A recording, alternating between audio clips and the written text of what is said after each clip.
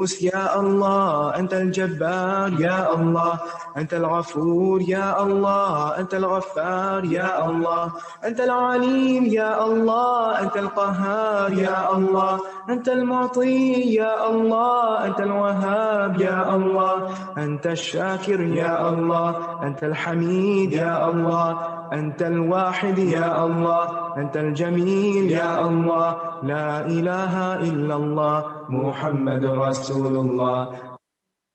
نحمده ونصلي على رسوله الكريم اما بعد فاعوذ بالله من الشيطان الرجيم بسم الله الرحمن الرحيم رب اشرح لي صدري ويسر لي امري واحلل عقدة من لساني يفقهوا قولي.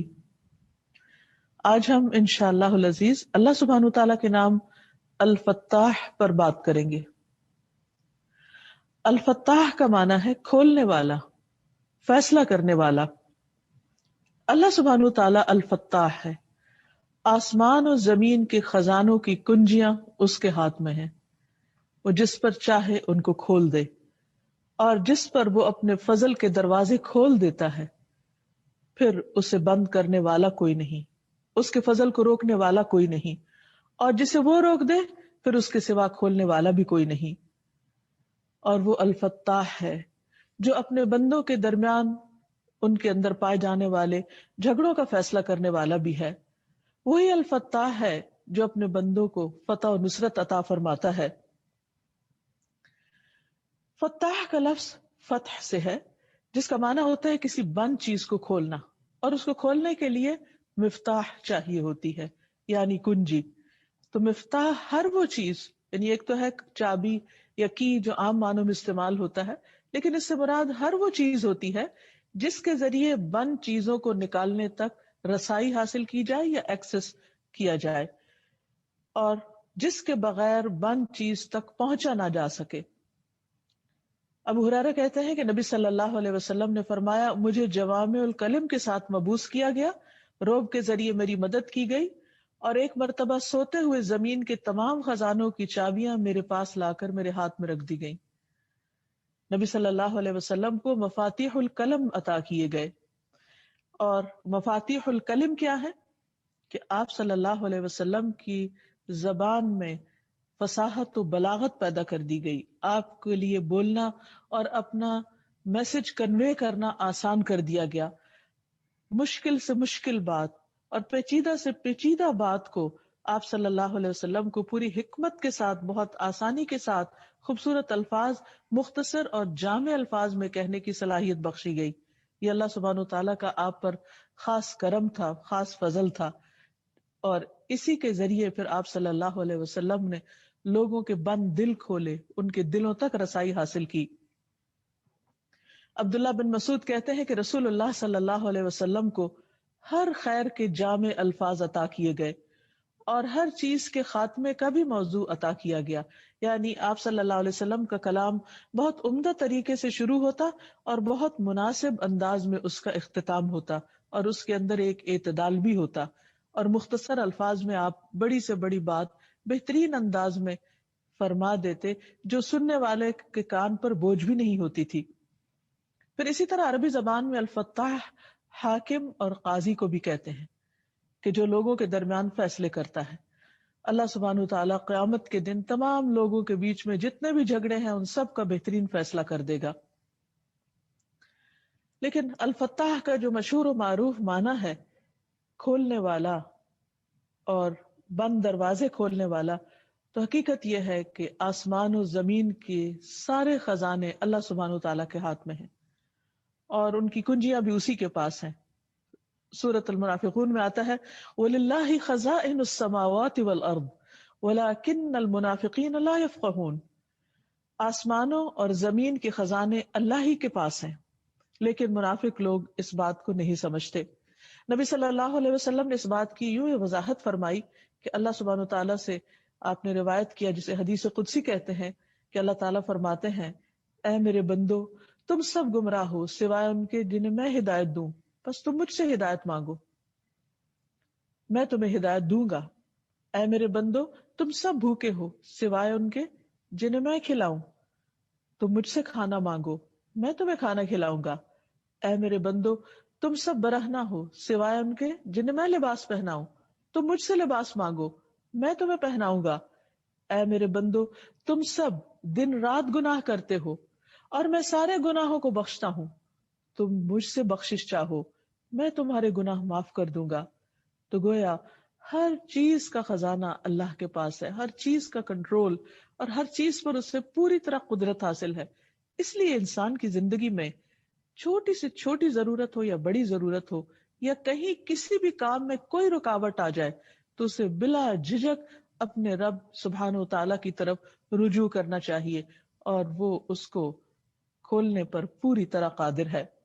اور جب وہ کھول دے تو کوئی اور بند بھی نہیں کر سکتا. نبی صلی اللہ علیہ وسلم نے فرمایا جان لو اگر ساری دنیا مل کر تمہیں کوئی فائدہ پہنچانا چاہے تو نہیں پہنچا سکتی جب تک کہ اللہ نہ چاہے، اور اگر وہ سارے مل کر تمہیں کوئی نقصان دینا چاہیں تو تمہیں کچھ بھی نقصان نہیں پہنچا سکتے سوائے اس کے جو اللہ نے تمہارے لیے لکھ دیا. قلم اٹھا لیے گئے اور صحیفے خشک ہو چکے. تو اس لیے انسان کو اللہ سبحانہ تعالیٰ کی طرف ہی رجوع کرنا چاہیے. سورۃ الملک میں آتا ہے امن هذا الذی یرزقکم ان امسک رزقہ بل لجوا فی عتو و نفور. یہ کون ہے جو تمہیں رزق دے اگر وہ اپنا رزق روک لے؟ یعنی اگر اللہ تعالیٰ نہ دے تو پھر کون تمہیں دے سکتا ہے؟ اگر کسی انسان کے ذریعے تمہیں ملتا ہے یا کسی اور ذریعے وسیلے سے بھی تو دراصل وہ اللہ سبحانہ تعالیٰ ہی کا فیصلہ ہوتا ہے. وہی بند دلوں کو کھولتا ہے، وہی لوگوں کے دلوں میں آپ کے لیے مہربانی ڈالتا ہے، یا وہی ایسی راہیں دکھاتا ہے، وہ راستے کھولتا ہے، وہ اسباب پیدا کرتا ہے کہ جس کی وجہ سے اللہ سبحانہ تعالیٰ تمہیں وہ چیز عطا کر دیتا ہے جس کی تمہیں تلاش ہوتی ہے. اور اگر اللہ تعالیٰ نہ دینا چاہے جیسے سورۃ الملک میں یہ آتا ہے قل ارأیتم ان اصبح ماؤکم غورا فمن یأتیکم بماء معین.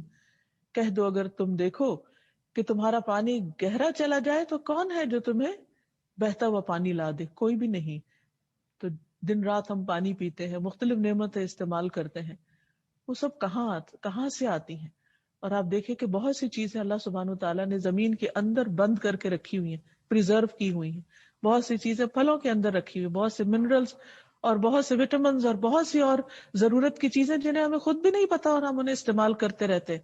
وہ سب کس نے محفوظ کیا اور ان تک راہ کس نے دکھائی، ان کے فائدے کس نے بتائے، وہ انسان کے دل پر کس نے اتارے، یہ سارے تجربات اور مشاہدات کا موقع کس نے عطا کیا؟ یہ سب کچھ کرنے والا دراصل اللہ ہی ہے. سب رزق، خیر اور رحمت کے دروازے وہی کھولتا ہے. اور اللہ تعالیٰ کا وعدہ ہے، الفتاح کا یہ وعدہ ہے کہ وہ اپنے بندوں کے لیے رزق کے دروازے کھولے گا. فرمایا وَلَوْ أَنَّ أَهْلَ الْقُرَىٰ آمَنُوا وَاتَّقَوْا لَفَتَحْنَا عَلَيْهِمْ بَرَكَاتٍ مِّنَ السَّمَاءِ وَالْأَرْضِ وَلَٰكِنْ كَذَّبُوا فَأَخَذْنَاهُمْ بِمَا كَانُوا يَكْسِبُونَ. اگر واقعی بستیوں والے ایمان لے آتے اور بچ کر چلتے، تقوی اختیار کرتے، تو ہم ضرور ان پر آسمان اور زمین کے رزق کے دروازے ان پر کھول دیتے، ان کی برکتوں کے دروازے کھول دیتے. لیکن انہوں نے جھٹلا دیا، یعنی اللہ تعالیٰ کی یہ بات نہیں مانی، تو ہم نے انہیں اس کی وجہ سے پکڑ لیا جو کچھ وہ کمایا کرتے تھے، یعنی ان کے اعمال اور ان کے کرتوتوں کے سبب پھر ہم نے ان پر زندگی تنگ کر دی. ایک اور جگہ پر آتا ہے ما یفتح اللہ للناس من رحمت فلا ممسک لها وما یمسک فلا مرسل له من بعده وهو العزیز الحکیم. جو کچھ اللہ لوگوں کے لیے رحمت میں سے کھول دے اسے کوئی بند کرنے والا نہیں، اور جو بند کر دے تو اس کے بعد اسے کوئی کھولنے والا نہیں، اور وہی سب پر غالب اور کمال حکمت والا ہے. اس لیے جب جہاں کوئی دروازہ بند ہو، کسی بھی چیز کی کوئی رکاوٹ آئے، تو پورے یقین کے ساتھ یا فتاح کہہ کر اللہ سبحانہ تعالیٰ کو پکارے. اور پھر آپ دیکھیے کہ صرف زمین یا نہیں، آسمان کے دروازے بھی وہی کھولتا ہے، آسمان سے بارش بھی وہی برساتا ہے، رزق وہی بھیجتا ہے، اور پھر انسان کے لیے اپنی رحمت کے دروازے کھول دیتا ہے. اس لیے کبھی بھی مشکل سے مشکل حالات میں نا امید نہ ہو، ہمیشہ اللہ سبحانہ تعالیٰ پر اعتماد کریں، توکل کریں، امید رکھیں کہ وہ سارے راستے کھولنے والا ہے. اور انبیاء علیہم السلام نے بھی اپنی امتوں کو، اپنی اولادوں کو اسی چیز کی تعلیم دی. یعقوب علیہ السلام جب بہت عرصے تک، سال ہا سال تک یوسف علیہ السلام کو کھو چکے تھے اور ان کا کچھ بھی انہیں علم نہیں تھا، لیکن حیرت کی بات ہے کہ وہ اللہ کی رحمت سے نا امید نہیں تھے. اور وہ آخری عمر میں بھی جب کہ ان کی نگاہ جاتی رہی، وہ اپنے بچوں کو کیا کہتے ہیں؟ یا بنی یذهبوا فتحسسوا من یوسف واخیہ ولا تیأسوا من روح اللہ انہ لا ییأس من روح اللہ الا القوم الکافرون. اے میرے بیٹو، جاؤ اور یوسف اور اس کے بھائی کا سراغ لگاؤ اور اللہ کی رحمت سے مایوس نہ ہو. اللہ تعالیٰ راستہ بنا دے گا. جاؤ تلاش کرو. کہاں تلاش کرو؟ کس جگہ؟ کیسے؟ اتنی بڑی زمین پر کیسے اس منزل تک پہنچے کہ جہاں اس مقصود کو پا سکیں؟ تو جو بندہ اپنے رب کے الفتاح ہونے پر ہی پورا یقین رکھتا ہے، وہ یہ نہیں دیکھتا کہ اسباب نہیں ہیں، وہ یہ دیکھتا کہ اللہ تعالیٰ یہ کر سکتا ہے. مثلا کوئی چیز آپ کی گم ہو جاتی،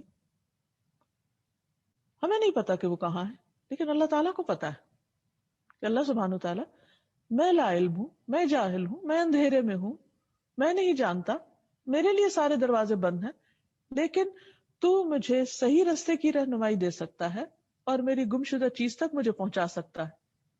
عام طور پر کوئی چوری ہو جائے یا کوئی چیز کھو جائے تو لوگ بعض اوقات جنات کے ذریعے اور جادوگروں کے ذریعے غیب کی خبریں معلوم کرنے کی کوشش کرتے ہیں، حالانکہ ان کے پاس کہاں سے علم ہے. ایسے میں اصل علم تو اللہ کے پاس ہے اور اس تک پہنچانے والا بھی اللہ ہے. تو پورے یقین کے ساتھ کہ یا رب، میری کوئی بھی چیز کہیں پر جو ہے تو مجھے اس تک پہنچا دے، وہ دروازہ تو میرے لیے کھول دے جس کی مجھے خود بھی خبر نہیں. اور اللہ سبحانہ و تعالیٰ یقیناً وہاں تک پہنچائے گا، کیونکہ اس کے لیے کچھ بھی مشکل نہیں.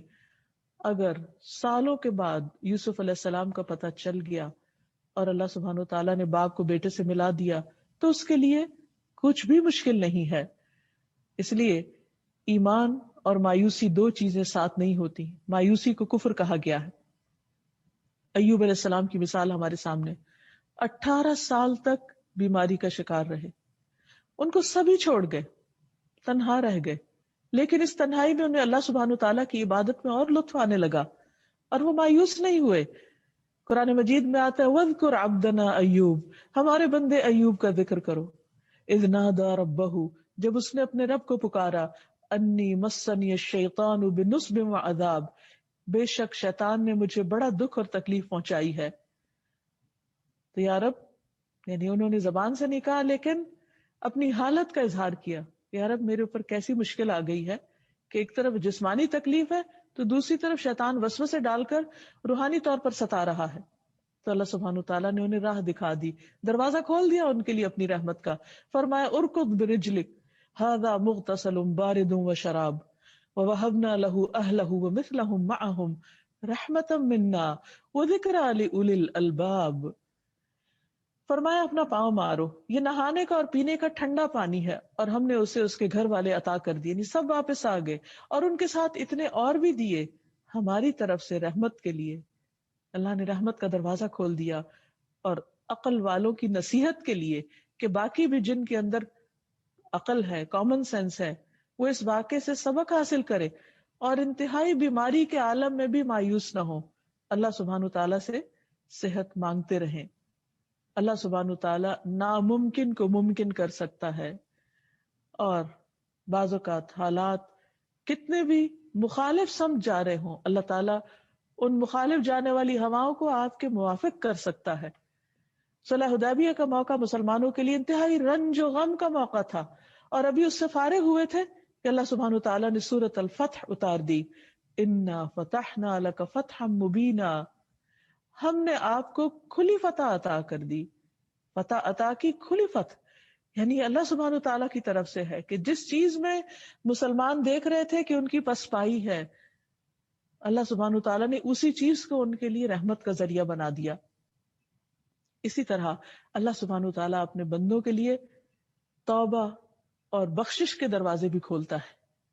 اس لیے کبھی بھی غلطی ہونے پر، گناہ ہونے پر، اللہ سبحانہ تعالیٰ کے حق یا بندوں کے حق میں کسی بھی قسم کی کمی ہونے پر انسان کو مایوس نہیں ہونا چاہیے. اللہ تعالیٰ روزانہ رات کو دعاؤں کی قبولیت کے دروازے کھولتا ہے. ابن مسعود کہتے ہیں کہ رسول اللہ صلی اللہ علیہ وسلم نے ارشاد فرمایا، جب رات کا آخری تہائی حصہ باقی رہ جاتا ہے تو اللہ تعالیٰ اپنی شان کے مطابق آسمان دنیا پر نزول اجلال فرماتے ہیں. آسمانوں کے دروازے کھول دیے جاتے ہیں اور اللہ تعالیٰ اپنے ہاتھوں کو پھیلا کر فرماتے ہیں، ہے کوئی مانگنے والا کہ اس کی درخواست پوری کی جائے. اور یہ سلسلہ طلوع فجر تک جاری رہتا ہے، لیکن اکثر ہم اس وقت سوتے ہی رہ جاتے ہیں. جب اللہ تعالیٰ چاہتا ہے کہ ہم اس سے مانگے تو ہم اس سے نہیں مانگتے. تو جو بھی شخص کسی بھی پریشانی کا شکار ہو، یہ کسی بھی طرح اس کی زندگی میں رکاوٹ ہو، وہ اس وقت میں اللہ سبحانہ وتعالیٰ کے آگے جھکے اور ہاتھ اٹھائے اور اللہ سے مانگے. یقیناً اللہ اپنے وعدوں کو ضرور پورا فرمائے گا. پھر اسی طرح ایک اور حدیث میں آتا ہے کہ ہر پیر اور جمعرات کو مغفرت کے دروازے کھلتے ہیں. نبی صلی اللہ علیہ وسلم ان 2 دنوں میں روزہ بھی رکھا کرتے تھے. نبی صلی اللہ علیہ وسلم نے فرمایا، سوموار اور جمعرات کے دن جنت کے دروازوں کو کھول دیا جاتا ہے اور ہر اس بندے کی مغفرت کر دی جاتی ہے جو اللہ کے ساتھ کسی کو شریک نہ ٹھہرائے، سوائے اس آدمی کے جو اپنے بھائی کے ساتھ کینہ رکھتا ہو، یعنی اس کے بارے میں، اس کا دوسرے بھائی کے بارے میں دل صاف نہ ہو. تو کہا جاتا ہے کہ ان دونوں کی طرف دیکھتے رہو یہاں تک کہ وہ صلح کر لیں، اور ان دونوں کی طرف دیکھتے رہو یہاں تک کہ وہ صلح کر لیں، ان دونوں کی طرف دیکھتے رہو یہاں تک کہ آپس میں صلح کر لیں. یعنی جب یہ اپنے دلوں سے کینہ نکال دیں گے تو ان پر اللہ کی رحمت کے دروازے کھل جائیں گے، اور ان کی اٹکی ہوئی دعائیں، وہ مشکلات جو ان کی زندگی کے لیے ایک بہت بڑا بوجھ بنی ہوئی، اللہ تعالیٰ ان کو کھول دے گا، اور جنت کے دروازے بھی ان کے لیے کھول دے گا، اپنی رحمت کے دروازے.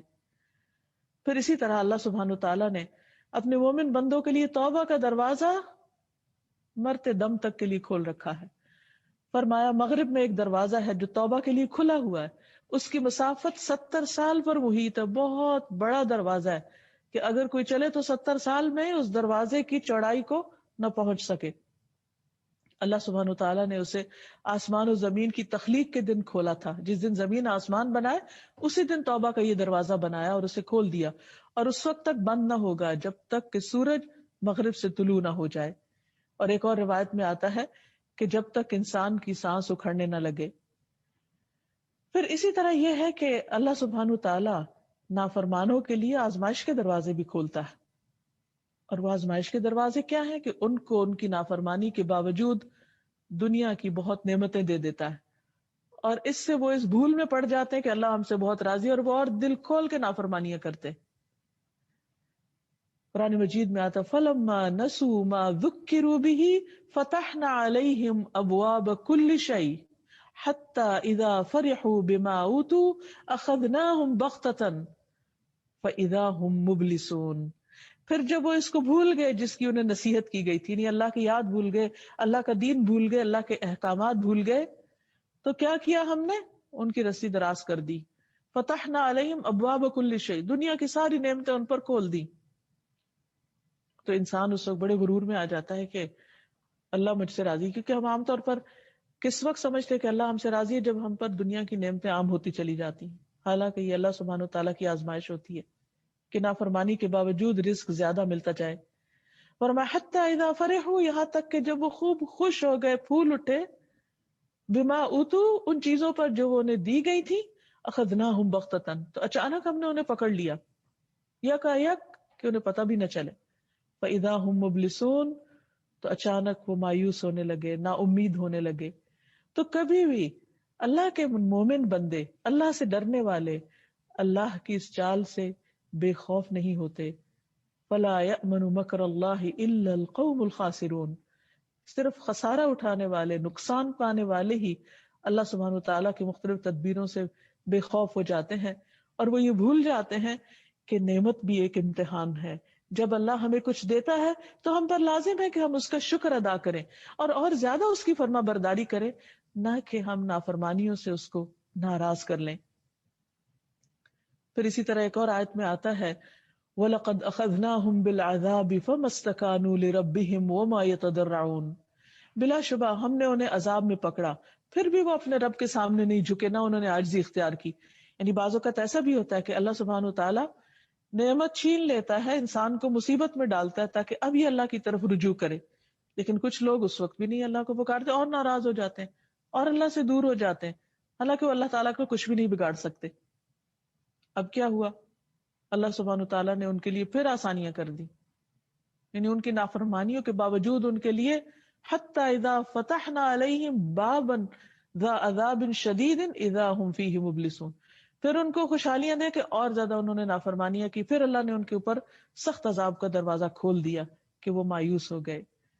تو اس لیے انسان کو ہر حال میں خوشحالی ہو یا تنگی ہو اللہ سبحانہ تعالیٰ کی طرف رجوع کرتے رہنا چاہیے اور اللہ کے آگے عاجزی اور زاری کرتے رہنا چاہیے۔ پھر اسی طرح صرف ایسا نہیں کہ نافرمانوں کے اوپر آزمائش کے دروازے کھلتے ہیں، مومنوں پر بھی کھلتے ہیں۔ عبداللہ ابن عمرو ابن العاص سے روایت ہے کہ رسول اللہ صلی اللہ علیہ وسلم نے فرمایا، جب تم ایران اور روم کی سلطنتوں کے خزانے فتح کر لو گے تو تمہاری کیا حالت ہوگی، یعنی مسلمانوں کو پے در پے کامیابیاں ملیں گی اور دنیا کی دولت خوب ان کے پاس آ جائے گی۔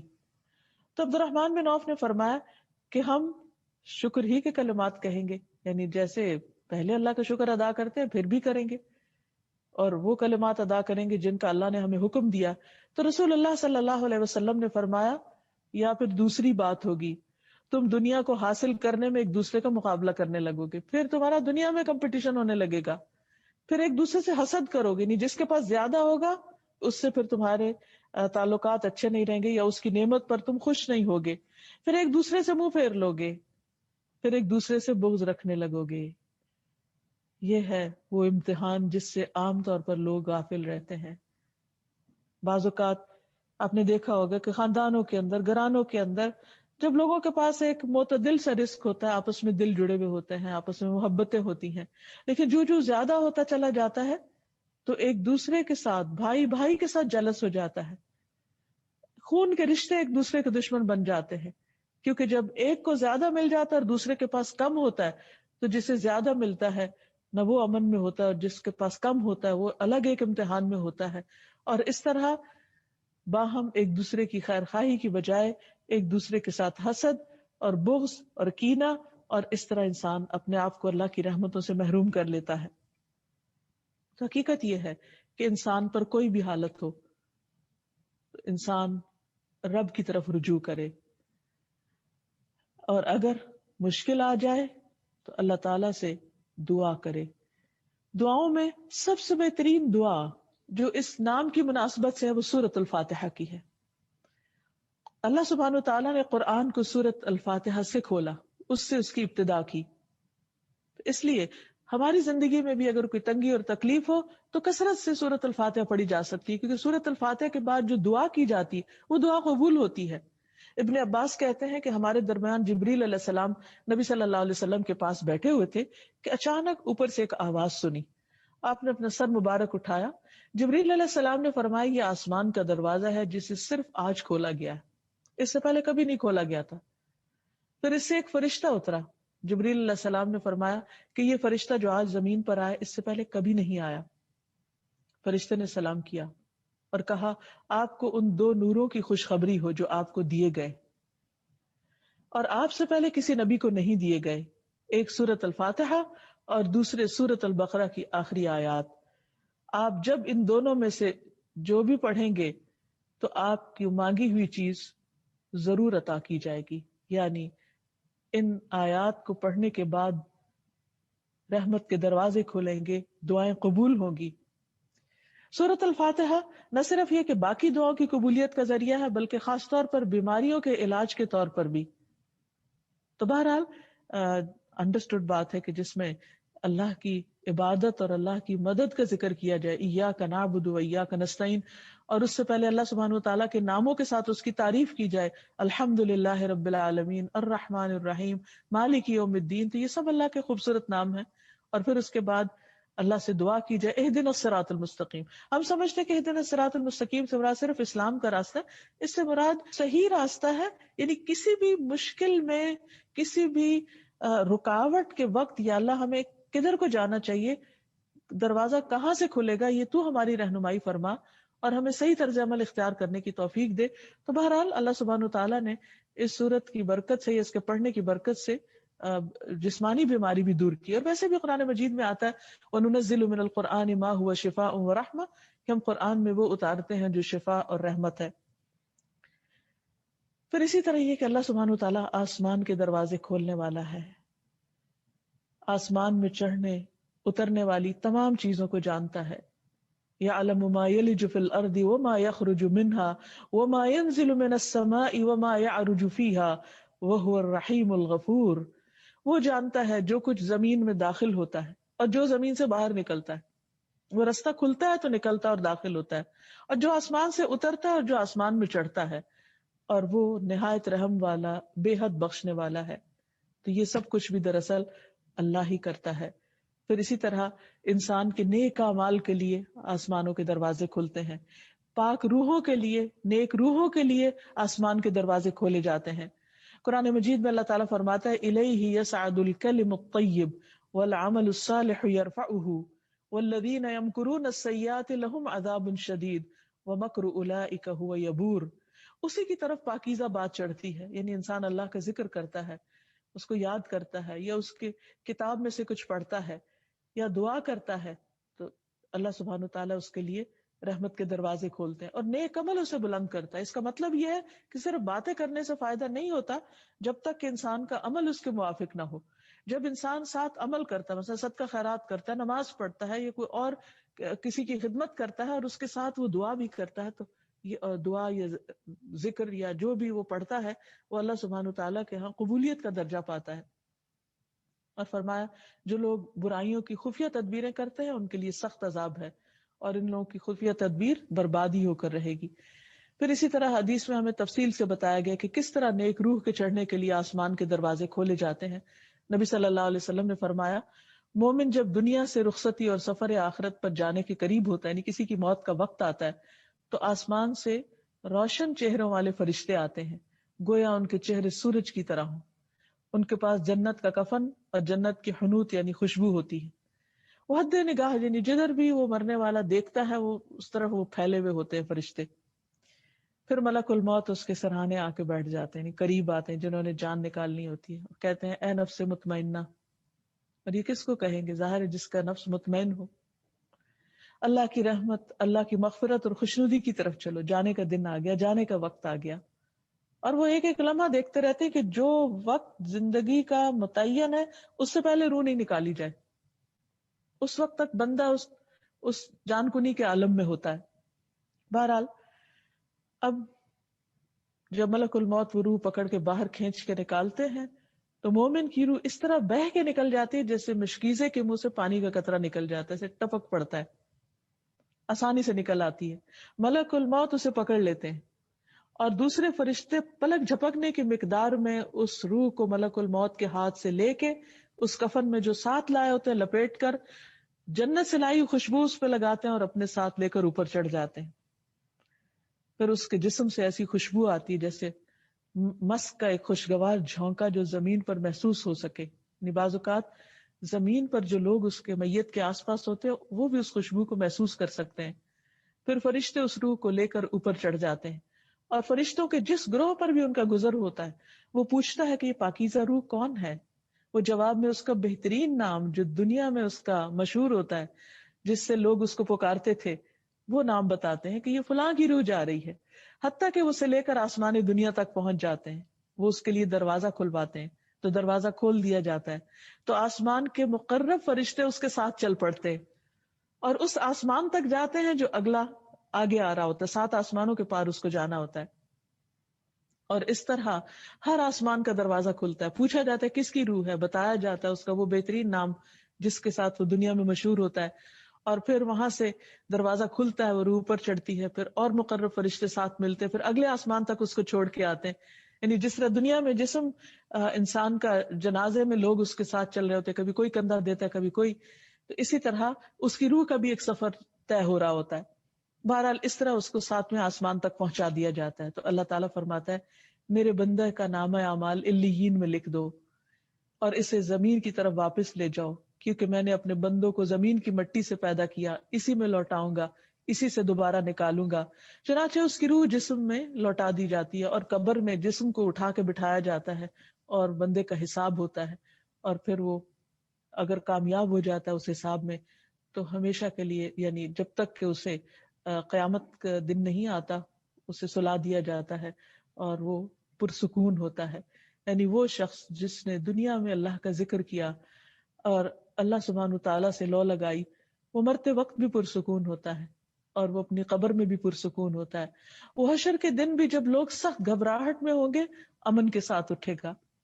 جابر بن عبداللہ کہتے ہیں کہ رسول اللہ صلی اللہ علیہ وسلم نے فرمایا، اس نیک آدمی جس کے لیے آسمان کے دروازے کھول دیے گئے، اس پر بھی قبر کو تنگ کیا گیا، پھر کشادگی پیدا کی گئی. آپ کی مراد سعد بن معاذ سے تھی. بعض اوقات انسان کے بہت سے نیک عمل ہوتے ہیں لیکن کوئی ایک چیز ایسی ہو سکتی ہے کہ جس پر اس کی پوچھ ہو تو انسان پر اس کی قبر تنگ ہوتی ہے. اور ویسے بھی حدیث میں آتا ہے کہ بندہ مومن کو بھی زمین جو ہے وہ دباتی ہے، لیکن اس کا دبانا ایسے ہی ہے جیسے ماں اپنے بچے کو پیار سے دباتی ہے، اور کافر و منافق کے لیے یا اللہ کے نافرمان کے لیے وہ دبانا عذاب کا دبانا ہوتا ہے.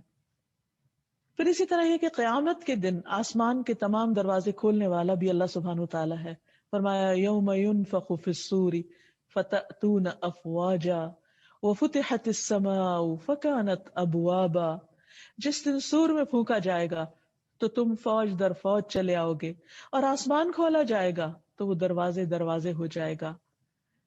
پھر ایمان والوں کے لیے جنت کے دروازے کھولنے والا بھی اللہ سبحانہ تعالیٰ ہے. وسیق الذین اتقوا ربهم الى الجنة زمرا حتى اذا جاؤوها وفتحت ابوابها وقال لهم خزنتها سلام علیکم طبتم فادخلوها خالدین وقالوا الحمد لله الذي صدقنا وعده وأورثنا الأرض نتبوأ من الجنة حيث نشاء فنعم أجر العاملين. اور وہ لوگ جو اپنے رب سے ڈر گئے گروہ در گروہ جنت کی طرف لے جائے جائیں گے. یعنی تقوی والوں کو گروپس کی شکل میں جنت کی طرف خوش باش لے جایا جائے گا، یہاں تک کہ جب وہ اس کے پاس آئیں گے اس حال میں کہ اس کے دروازے کھول دیے گئے ہوں گے. یعنی اللہ الفتاح ان کو اس طرح ویلکم کرے گا کہ ان کو دروازے کھولنے کی بھی زحمت نہ ہوگی، اور اس کے نگران ان سے کہیں گے تم پر سلام ہو، تم پاکیزہ رہے، یعنی دنیا میں حرام کاریوں سے بچتے رہے، بس اس میں داخل ہو جاؤ ہمیشہ رہنے والے. اور وہ کہیں گے سب تعریف اللہ کے لیے ہے جس نے ہم سے اپنا وعدہ سچا کر دیا اور ہمیں اس زمین کا وارث بنا دیا کہ ہم جنت میں جہاں چاہیں جگہ بنا لیں. سو عمل کرنے والوں کا اجر کتنا اچھا ہے. تو انسان کے لیے دنیا میں کام کے مواقع ہیں، نیکیاں کمانے کے. خوش قسمت ہے وہ جن کو اس کی توفیق ہو جائے اور وہ اللہ سبحانہ تعالیٰ کی رحمت کے مستحق ہو جائے اور ان پر اللہ سبحانہ تعالیٰ الفتاح خیر و بھلائی کے دروازے کھول دے، دنیا میں نیکی کے کام کرنے کی اپرچونٹیز عطا کرے اور آخرت میں بہترین اجر سے نوازے. اسی طرح نافرمانوں کے لیے جہنم کے دروازے بھی کھولے جائیں گے.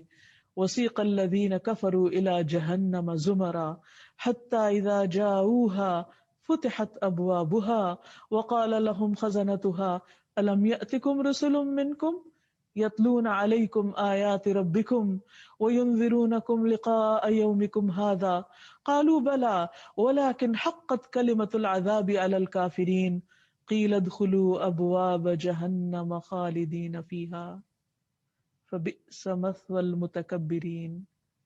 اور وہ لوگ جنہوں نے کفر کیا گروہ در گروہ جہنم کی طرف ہانکے جائیں گے، جہاں تک کہ جب وہ جہنم کے پاس آئیں گے تو اس کے دروازے کھول دیے جائیں گے اور اس کے نگران ان سے کہیں گے کیا تمہارے پاس تم میں سے کچھ رسول نہیں آئے تھے جو تم پر تمہارے رب کی آیات پڑھتے ہو اور تمہیں تمہارے اس دن کی ملاقات سے ڈراتے ہو؟ کسی نے تمہیں نہیں بتایا تھا کہ یہ دن بھی ہے، اس کی تیاری کر کے آنا؟ کہیں گے کیوں نہیں، یہ تو ہمیں بتایا گیا تھا، لیکن عذاب کی بات کافروں پر ثابت ہو گئی. کہا جائے گا جہنم کے دروازوں میں داخل ہو جاؤ، اس میں ہمیشہ رہنے والے. پس تکبر کرنے والوں کا کتنا برا ٹھکانہ ہے. اور تکبر کہتے ہیں حق کے انکار کو، کہ انہوں نے حق کی بات جان بوجھ کر بھی قبول نہیں کی.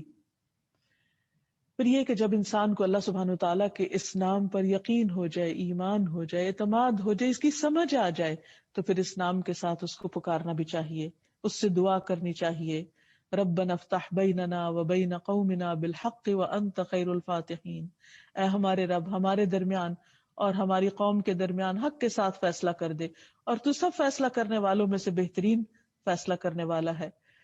پھر اسی طرح یہ ہے کہ جب مسجد میں داخل ہوں تو دعا کریں، اللہم اغفر لی ذنوبی وافتح لی ابواب رحمتک، اللہ میرے گناہ معاف کر دے اور اپنی رحمت کے دروازے میرے لیے کھول دے۔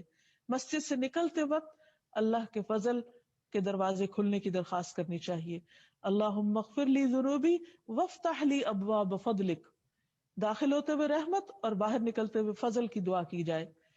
پھر اسی طرح یہ ہے کہ رب پر بھروسہ کرنا چاہیے اور اسی سے خیر کی چابیاں مانگتے رہنا چاہیے، اور جب دنیا فراغ ہو جائے تو اللہ سے ڈرنا چاہیے اور آپس میں ایک دوسرے سے محبت اور ایک دوسرے کے حقوق کا خیال رکھنا چاہیے۔ اگر نافرمانی کرنے کے باوجود، گناہ کے باوجود دنیا زیادہ مل رہی ہے تو ڈر کر پلٹ جانا چاہیے، توبہ کرنی چاہیے، اور انسان کو اچھے حال میں اپنے برے وقت کا بھی خیال کرنا چاہیے کہ میری تنگی کو اللہ نے کس طرح آسانی میں بدلا۔ اپنے ماضی کو ہمیشہ یاد رکھنا چاہیے جب انسان کے اوپر کوئی بیماری ہو یا رزق کی تنگی ہو یا کسی بھی طرح کی، تاکہ انسان کا دل شکر گزار رہے، اور اسی طرح خود بھی خیر کی کنجی بننے کی کوشش کرنا چاہیے۔ نبی صلی اللہ علیہ وسلم نے فرمایا بھلائی کے بھی خزانے ہیں اور خزانوں کی بھی کنجیاں ہیں، سو مبارک ہو اس شخص کو جسے اللہ تعالیٰ خیر کے لیے کنجی اور شر کے لیے تالا بنا دے، اور برا ہو اس شخص کا جس سے اللہ تعالیٰ اس کی بدعمالیوں کی وجہ سے شر کی کنجی اور خیر کے لیے تالا بنا دے، یعنی خیر کا کوئی کام اس سے نہیں نکلتا اور برائی کے ہر کام میں وہ آگے آگے ہے۔ پھر اسی طرح یہ ہے کہ ہر خیر کی چابی جو ہے وہ اللہ کی توحید اور نبی صلی اللہ علیہ وسلم کی اطاعت میں ہے۔ اور پھر یہ کہ جنت کے 8 دروازے ہیں، ایسے اعمال کی کوشش کرے کہ اس پر ہر دروازہ کھل جائے اور شر کی چابی بننے سے بچے اور شر کے دروازوں کی طرف نہ جائے، یعنی برائی کے کاموں کو چھوڑ دے۔ اور پھر اگر انسان یہ چاہتا ہے کہ اس پر خیر کے دروازے کھلے اور جنت کے 8 دروازے کھلے تو وضو کے بعد خاص طور پر یہ دعا پڑھے، اشہد ان لا الہ الا اللہ وحدہ لا شریک لہ واشہد ان محمدا عبدہ ورسولہ، اور پھر یہ کہ اپنے فرائض کو ادا کرتا چلا جائے، اور جب اللہ کی کوئی بات سنے تو سن کر مان لے، اللہ تعالیٰ کی اطاعت کرے، اللہ تعالیٰ کی نافرمانی سے بچے، کیونکہ جو لوگ اللہ کے نافرمان ہیں ان کے لیے آتا ہے لا تفتح لهم ابواب السماء ولا يدخلون الجنۃ، کہ نہ ان کے لیے آسمان کے دروازے کھلیں گے اور نہ وہ جنت میں داخل ہوں گے۔ تو اللہ تعالیٰ سے دعا ہے کہ اے فتاح، اے دلوں کے کھولنے والے، اے رزق کے دروازے کھولنے والے، اے رحمت کے دروازوں کے مالک، تو ہم سب پر خیر و بھلائی کے دروازے کھول دے، ہمارے دلوں کو اپنی ہدایت کے لیے کھول دے تاکہ ہم تیرے فرما بردار بندے بن سکیں۔ أنت القاهر يا الله، أنت الحسيب يا الله، أنت الشافي يا الله، أنت المبين يا الله، أنت الوكيل يا الله، أنت القيوم يا الله، أنت المتين يا الله، أنت السبوح يا الله، لا إله إلا الله محمد رسول الله، لا إله إلا الله محمد رسول الله۔ انشاءاللہ اللہ سبحانہ تعالیٰ کے نام العفو پر بات کریں گے۔ اللہ سبحانہ تعالیٰ جو العفو ہے، درگزر کرنے اور پردہ پوشی کرنے کو پسند کرتا ہے۔ گناہ خواہ کتنا ہی سنگین کیوں نہ ہو، کتنا ہی بڑا کیوں نہ ہو، اس سے درگزر کرنا، اس کو معاف کرنا اس کے لیے کچھ بھی مشکل نہیں۔ وہ اپنے بندوں کے گناہوں اور عیبوں پر پردہ ڈالتا ہے اور ان کو ظاہر کرنا پسند نہیں کرتا، اور وہ بندوں کے حق میں بھی یہی پسند کرتا ہے کہ وہ دوسرے بندوں کے عیب اور ان کی کوتاہیاں اور ان کے گناہ اور ان کی غلطیاں معاف کر دیں اور ان کو دوسروں کے سامنے رسوا نہ کریں۔ اللہ سبحانہ تعالی اپنے بندوں سے ان کی برائیوں پر اپنے کرم اور احسان کی بنا پر درگزر کرتا ہے، مہربانی اور انعام کی بنا پر درگزر کرتا ہے، اور ان کے لیے اپنی وسیع رحمت کا دروازہ کھول دیتا ہے، یہاں تک کہ دلوں سے ہر طرح کی مایوسی ختم ہو جاتی ہے اور پھر ہر طرح کا بوجھ اتر جاتا ہے۔ العفو کا لفظ مبالغہ کا صیغہ ہے عربی میں اور کئی معنوں میں استعمال ہوتا ہے۔ اس کا ایک معنی ہوتا ہے مٹانا، یعنی اللہ سبحانہ و تعالیٰ گناہوں کو بالکل مٹا دیتا ہے، گویا کہ وہ ہو ہی نہ۔ پھر اسی طرح ایک معنی ہوتا ہے درگزر کرنا، یعنی گناہ سے درگزر کرنا، گناہ کو دیکھنا لیکن اس پر سوال نہ کرنا۔ پھر اسی طرح ایک اور معنی ہے سزا کے مستحق کو سزا نہ دینا، یعنی وہ شخص جو اپنی غلطی اور قصور کی بنا پر سزا کا مستحق تھا، اللہ سبحانہ و تعالیٰ نے اس سے درگزر کر لیا اور اس کو اس کے جرم کی سزا نہ دی۔ جیسے کہ حدیث میں بھی اس معنی میں استعمال ہوا ہے، جیسا کہ ایک حدیث میں آتا ہے، عبداللہ ابن عمرو رضی اللہ عنہ کہتے ہیں کہ ایک آدمی نبی صلی اللہ علیہ وسلم کے پاس آیا اور کہا، یا رسول اللہ صلی اللہ علیہ وسلم، ہم خادم کا کس حد تک جرم معاف کریں؟ یعنی بار بار غلطیاں کرتے ہیں، وہ کتنی دفعہ معاف کریں؟ آپ صلی اللہ علیہ وسلم خاموش رہے۔ اس نے پھر وہی بات کہی، یعنی اپنا سوال دہرایا۔ آپ پھر خاموش رہے۔ جب تیسری مرتبہ اس نے اپنا سوال دہرایا تو نبی صلی اللہ علیہ وسلم نے فرمایا، ہر روز 70 مرتبہ اپنے غلام کو معاف کرو، اس سے درگزر کرو۔ پھر اسی طرح اس کا ایک معنی ہے کسی چیز کو چھوڑنا اور اس کو ختم کرنا۔ اسی طرح ایک اور معنی ہے آسانی پیدا کرنا، یرید اللہ بکم اليسر ولا یرید بکم العسر، کہ اللہ تمہارے لیے آسانی پیدا کرتا ہے، تنگی پیدا نہیں کرتا۔ جیسا کہ ہم دیکھتے ہیں کہ جب انسان وضو کے قابل نہیں ہوتا یا وضو کرنا اس کے لیے مشکل ہوتا ہے تو اللہ تعالیٰ اس کے لیے تیمم کی سہولت پیدا کرتے ہیں۔ اسی طرح اگر کوئی شخص کھڑے ہو کر نماز نہیں پڑھ سکتا تو اس کو بیٹھ کر پڑھنے کی اجازت دیتے ہیں۔ اسی طرح اگر کوئی شخص رمضان میں روزے نہیں رکھ سکتا تو رمضان کے بعد اس گنتی کو پورا کرنے کی رخصت اور اجازت دیتے ہیں۔ پھر اسی طرح اس کا ایک معنی زائد چیز، یعنی عفو کہتے ہیں زائد چیز کو، اور یہ کثرت اور اضافے کے لیے بھی استعمال ہوتا ہے۔ تو اللہ سبحانہ تعالیٰ بندوں کی نیکیوں کو کئی گنا بڑھا دیتے ہیں، یعنی ان کے حق سے کہیں زیادہ ان کو عطا کرتے ہیں۔ پھر یہ ہے کہ اس کا یہ عفو و کرم دو طرح کا ہے، ایک عام ہے اور ایک خاص ہے۔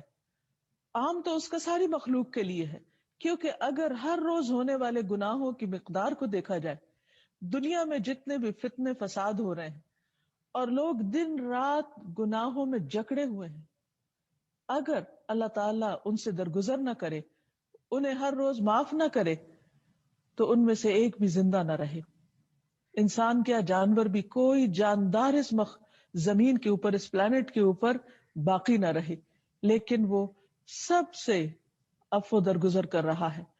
اسی طرح اس کا ایک خاص عفو ہوتا ہے، خاص معافی ہوتی ہے، وہ اس کے ان بندوں کے لیے ہوتی ہے جو توبہ کرتے ہیں، عبادت کرتے ہیں، اس کی طرف رجوع کرتے ہیں، نیکیوں کے ساتھ اپنی برائیوں کو مٹانے کی کوشش کرتے ہیں، اچھے اعمال کے ذریعے اپنے رب کو راضی کرتے ہیں، تو رب ان سے بھی درگزر کرتا ہے اور بہت خوبصورتی کے ساتھ۔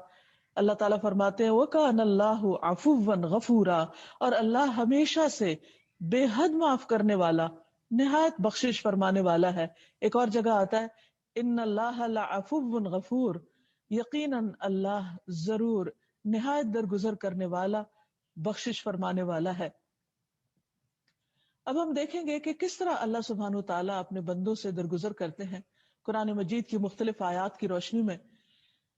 سورۃ الشورى میں اللہ تعالیٰ فرماتے ہیں وَهُوَ الَّذِي يَقْبَلُ التَّوْبَةَ عَنْ عِبَادِهِ وَيَعْفُو عَنِ السَّيِّئَاتِ وَيَعْلَمُ مَا تَفْعَلُونَ، اور وہی ہے جو اپنے بندوں سے توبہ قبول کرتا ہے، یعنی جب وہ اس کی طرف پلٹتے ہیں، رجوع کرتے ہیں، معافی مانگتے ہیں تو ان کو معاف کر دیتا ہے اور برائیوں سے درگزر کر جاتا ہے، اور جانتا ہے جو تم کرتے ہو، یعنی اس کو سب پتا ہے کہ تمہاری غلطیاں کیا ہیں، کتنی ہے، کس مقدار کی ہے، کس ارادے سے ہے، اور کس کے ساتھ کوئی زیادتی کی گئی ہے، لیکن اس کے باوجود وہ معاف فرما دیتا ہے۔ اور گناہ کتنے بھی زیادہ ہوں، یعنی تعداد میں یا کوانٹٹی میں، اللہ سبحانہ تعالیٰ ان سب کو معاف کر سکتا ہے۔ اس کے لیے معاف کرنا کچھ بھی مشکل کام نہیں۔ ابو ذر غفاری کہتے ہیں کہ نبی صلی اللہ علیہ وسلم اپنے رب تبارک و تعالیٰ سے روایت کرتے ہیں کہ اللہ تعالیٰ فرماتے ہیں اے میرے بندو، تم سب دن رات گناہ کرتے ہو، اور یہ ایک حقیقت ہے، اور میں سارے گناہوں کو بخشتا ہوں، تو تم مجھ سے بخشش مانگو، میں تمہیں بخش دوں گا۔ یعنی مجھ سے معافی طلب کرو، میں تمہیں معاف کر دوں گا۔ اسی طرح اللہ سبحانہ تعالیٰ بہت سے گناہوں سے تو بغیر معافی کے بھی درگزر فرماتے رہتے ہیں، اور بعض اوقات بندے کو کسی مشکل میں ڈالتے بھی ہیں تو اس لیے تاکہ بندہ آئندہ بڑی غلطیاں کرنے سے بچ جائے۔ حقیقت یہ ہے کہ اللہ سبحانہ تعالیٰ بہت زیادہ باتوں سے درگزر فرماتا ہے۔ بعض اوقات انسان اپنی ہی غلطیوں کی وجہ سے مشکل میں پھنس جاتا ہے، لیکن ایسے مواقع بہت کم ہوتے ہیں، کیونکہ بہت سی غلطیاں ایسی ہیں کہ جن پر اللہ تعالیٰ مواخذہ فرماتا ہی نہیں، ان کو ویسے ہی معاف کر دیتا ہے اپنے عفو و کرم کی بنا پر، اپنی رحمت، شفقت، محبت اور رأفت کی بنا پر وہ اپنے بندوں سے صرف نظر کرتا رہتا ہے۔ اور کبھی انسان کے اپنے ہاتھوں کا کیا جب اس کے سامنے آتا ہے تو وہ بھی انسان کو دراصل آئندہ کے لیے مزید غلط کام کرنے سے روکنے کے لیے ہوتا ہے۔ فرمایا وَمَا أَصَابَكُم مِّن مُّصِيبَةٍ فَبِمَا كَسَبَتْ أَيْدِيكُمْ، اور جو بھی تمہیں کوئی مصیبت پہنچی تو اس کی وجہ سے جو تمہارے ہاتھوں نے کمائی کی، یعنی تمہاری اپنی غلطیاں ہوتی ہیں جو تمہارے سامنے آتی ہیں۔ وَيَعْفُو عَن كَثِيرٍ، اور وہ بہت زیادہ سے ویسے ہی درگزر کر جاتا ہے، یعنی ان پر پکڑتا ہی نہیں، ان کو بن کہے ہی معاف کر دیتا ہے۔ پھر اسی طرح اللہ سبحانہ تعالیٰ انسان کے عیبوں پر، اس کی غلطیوں پر، اس کے قصوروں پر پردہ بھی ڈالتا ہے۔ نبی صلی اللہ علیہ وسلم نے فرمایا ان اللہ ستیر یحب الستر، یقیناً اللہ تعالیٰ پردہ پوش ہے اور پردہ پوشی کو پسند فرماتا ہے، یعنی بندوں کے گناہوں کو ڈھانپتا رہتا ہے، چھپاتا رہتا ہے۔ تو اللہ سبحانہ تعالیٰ خود بھی پردہ پوشی فرماتا ہے اور بندوں سے بھی چاہتا ہے کہ وہ دوسروں کی پردہ پوشی کریں۔ ایک اور روایت میں آتا ہے نبی صلی اللہ علیہ وسلم نے فرمایا اللہ تعالیٰ نے جس بندے کی دنیا میں پردہ پوشی فرمائی ہے، یعنی اس کے گناہ کو ڈھانک دیا ہے، کسی کو پتہ نہیں چلنے دیا، تو اللہ تعالیٰ اس گناہ سے قیامت کے دن بھی بندے کو محفوظ رکھے گا، یعنی اس کی پردہ پوشی فرمائے گا۔ یہ ہے ہمارا رب العفو، جو بڑا ہی درگزر کرنے والا ہے۔ ایک آدمی نے ابن عمر سے پوچھا کہ تم نے سرگوشی کے متعلق نبی صلی اللہ علیہ وسلم سے کس طرح سنا ہے؟ انہوں نے بیان کیا کہ آپ صلی اللہ علیہ وسلم نے فرمایا تم میں سے ایک شخص اپنے رب سے قریب ہوگا یہاں تک کہ اپنا ہاتھ اس پر رکھ کر فرمائے گا کیا تو نے فلاں اور فلاں برے کام کیے تھے؟ وہ عرض کرے گا جی ہاں۔ وہ پھر پوچھے گا اور تو نے فلاں فلاں برے کام بھی کیے تھے؟ وہ عرض کرے گا جی ہاں۔ غرض اللہ تعالیٰ پہلے سارے گناہوں کا اقرار کرائیں گے، پھر فرمائیں گے میں نے دنیا میں تیرے گناہوں پہ پردہ ڈالا، میں آج بھی اس کو بخش دیتا ہوں۔ کتنا مہربان، رحمان اور رحیم ہے ہمارا رب۔ پھر اسی طرح اللہ تعالیٰ گناہ کو ظاہر کرنے کو پسند نہیں کرتے، یعنی کسی کے لیے بھی پسند نہیں کرتے کہ وہ دوسروں کے عیب اچھالے، اور خود بندے کے لیے بھی یہ پسند نہیں کرتے کہ وہ اپنے عیبوں کو خود کھولے یا ان کا ذکر کرے۔ رسول اللہ صلی اللہ علیہ وسلم نے فرمایا میری تمام امت کو معاف کر دیا جائے گا سوائے گناہوں کو کھلم کھلا کرنے والوں کے۔ اور گناہوں کو کھلم کھلا کرنے میں یہ بات بھی شامل ہے کہ ایک شخص رات کو کوئی گناہ کا کام کرے اور اس کے باوجود کہ اللہ تعالیٰ اس کے اس گناہ کو چھپا دے، مگر صبح ہونے پر وہ کہنے لگے کہ اے فلاں میں نے کل رات فلاں فلاں گناہ کا کام کیا تھا، یعنی اپنا گناہ خود اپنے منہ سے بول کر لوگوں کو بتانے لگے۔ رات گزر گئی تھی، اس کے رب نے اس کا گناہ چھپائے رکھا، لیکن جب صبح ہوئی تو وہ خود اپنے منہ سے اپنے عیب کھولنے لگا۔ تو اللہ سبحانہ تعالیٰ ہم پر خود ہم سے بھی زیادہ مہربان ہے، یعنی ہم خود بھی اپنی وہ بھلائی نہیں جانتے، ہم خود بھی اپنے اوپر وہ احسان نہیں کرتے جو اللہ سبحانہ تعالیٰ ہم پر احسان فرماتا ہے، اور اس کا احسان اس سے بھی آگے درجے کا ہے، اس سے بھی بڑھ کر ہے۔ تو آئیے دیکھتے ہیں کہ اللہ سبحانہ تعالیٰ کے گناہوں کو مٹانے کا انداز اور کیا ہے۔ یعنی کچھ گناہ تو ایسے ہیں کہ جن کو اللہ سبحانہ تعالیٰ خود اپنی رحمت سے ہی معاف کر دیتا ہے، لیکن اس کے علاوہ اس نے معافی کے کچھ اور طریقے بھی ہمیں بتائے ہیں۔ مثلاً قرآن مجید سے ہمیں یہ پتہ چلتا ہے کہ ایمان اور تقوی گناہوں کو مٹانے کا ذریعہ بنتا ہے۔ اللہ تعالیٰ فرماتے ہیں وَلَوْ أَنَّ أَهْلَ الْكِتَابِ آمَنُوا واتقوا لکفرنا عنہم سیئاتہم ولادخلناہم جنات النعیم. اگر اہل کتاب ایمان لے آتے اور تقوی کی روش اختیار کرتے تو ہم ان سے ان کی برائیاں دور کر کے انہیں نعمتوں والے باغات میں داخل کرتے. تو گویا جو شخص ایمان لے آتا ہے اور جو شخص اللہ سے ڈرنے لگتا ہے، اللہ سبحانہ تعالیٰ اس کی پچھلی زندگی کے سارے گناہوں کو معاف کر دیتا ہے. اسی لیے جو شخص نیا مسلمان ہوتا ہے اس کے لیے اسلام لانے کا دن ایسے ہی ہوتا ہے جیسے اس دن وہ ماں کے پیٹ سے پیدا ہوا. اس کی پچھلی زندگی کے سارے گناہ اور قصور یا قلم معاف کر دیے جاتے ہیں. پھر اسی طرح اسلام لانا، ہجرت کرنا تمام سابقہ گناہوں کا کفارہ بن جاتا ہے. نبی صلی اللہ علیہ وسلم نے عمرو بن العاص سے فرمایا، کیا تم نہیں جانتے کہ اسلام گزشتہ سارے گناہوں کو مٹا دیتا ہے؟ یعنی یہ اسلام لانے کا سب سے پہلا انعام ہے کہ انسان کو بالکل دھو کر پاک صاف کر دیا جاتا ہے صرف اشہد ان لا الہ الا اللہ و اشہد ان محمدً عبدہ و رسولہ کہنے سے. پھر اسی طرح نیکی کا کوئی بھی کام چھوٹا ہو یا بڑا، اگر انسان اس نیت سے کرتا ہے کہ یا رب اس کی وجہ سے تو میرے پچھلے گناہ اور قصور معاف کر دے، تو اللہ سبحانہ تعالیٰ کا وعدہ ہے کہ وہ ایسا ضرور کرے گا. ہم سب اپنے آپ کو خوب پہچانتے ہیں. ہم سب کو معلوم ہوتا ہے کہ ہم نے کہاں، کس کے ساتھ یا خود اپنے ساتھ کیا کیا غلطی کی، کیا قصور کیا، کیا گناہ کیا، اور پھر ہمارے اندر ایک گلٹ پیدا ہونے لگتی. اور پھر بعض اوقات وہ گلٹ اتنی بڑھ جاتی ہے کہ انسان ڈپریشن کا شکار ہو جاتا ہے. اس ڈپریشن سے مایوسی جنم لیتی ہے. اس مایوسی سے انسان بالکل بیکار ہو کے بیٹھ جاتا ہے، وہ کچھ بھی کرنے کے قابل نہیں رہتا. یہ زندگی ایک بہت بڑی نعمت ہے، ایک ہی بار ملی ہے، اس کو بیکار کیسے ضائع کیا جا سکتا ہے؟ کوئی اور چانس تو ہے نہیں دوبارہ دنیا میں آنے کا. تو اللہ سبحانہ تعالیٰ بندوں سے کیا چاہتا ہے کہ وہ اپنی زندگی کو بھرپور طریقے سے گزارے، دنیا میں بھی اپنا ایک خاص رول پلے کریں جس کے لیے اللہ نے ان کو پیدا کیا، اور اسی طرح اپنی آخرت کو بھی بہترین بنائیں.